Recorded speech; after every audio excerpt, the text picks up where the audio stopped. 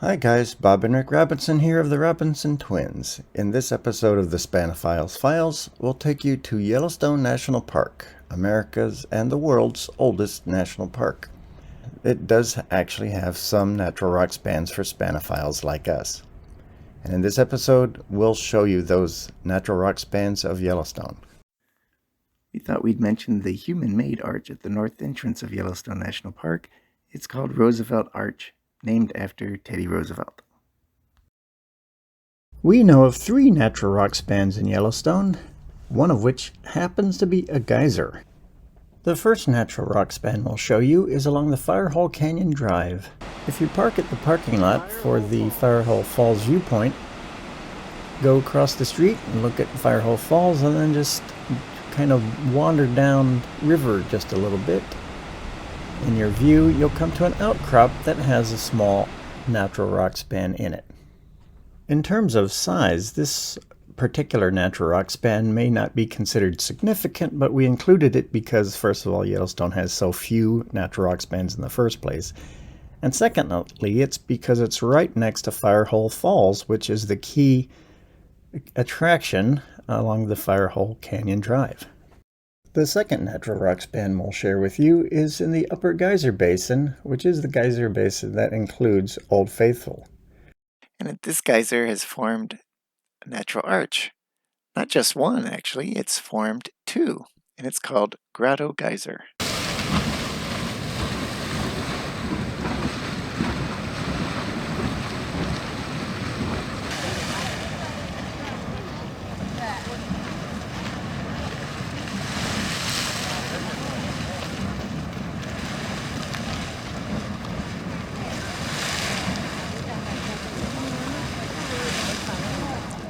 Scientists believe that this area used to have a grove of trees and that the hot spring came up and ended up killing the trees.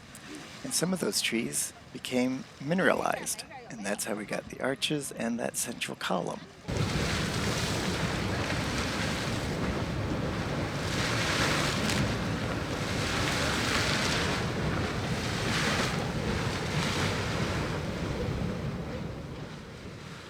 To us, this central column with the 2 arches on either side and then a back behind it makes it look like a sea turtle.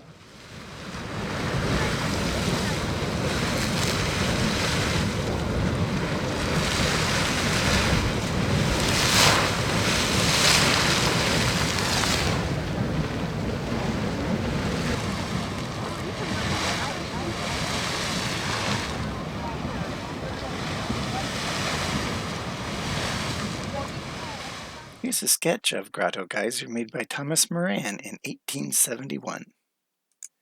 And here's a photograph of Grotto Geyser made in 1888. Here are some still photos we got of Grotto Geyser when it wasn't erupting. You can clearly see the arches on either side of the central column.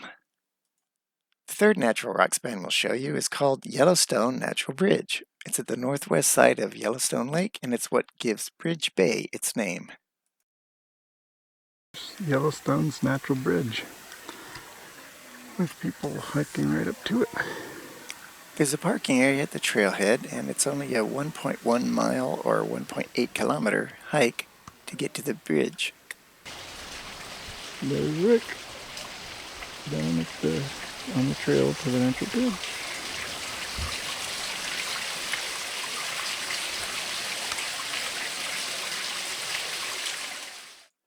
Once the trail reaches the bridge, you can choose a steep trail on either side to go around to the upstream side of the bridge and watch the creek as it flows under the bridge. There's Rick. Stand by the creek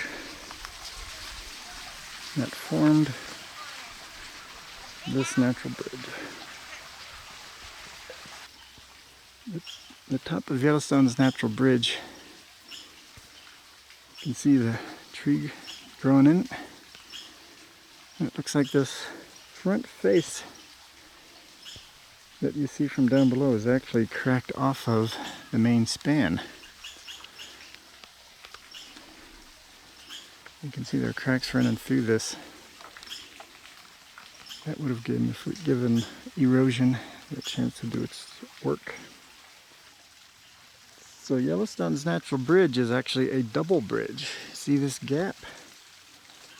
This is a rock span here with the tree on it, and then there's a rock span over here in front of this crack, which means there's actually two bridges, two rock spans in this same location because of that split.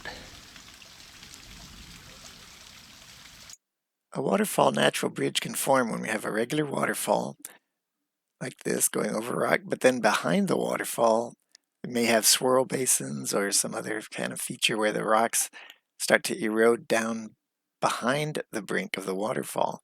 And eventually, if that erosion works its way all the way through, you end up with an arch, which is now high and dry, and the brink of the falls is no longer the brink of the waterfall. Here you can see where the waterfall used to be. Thanks for watching. Now be sure to like and subscribe.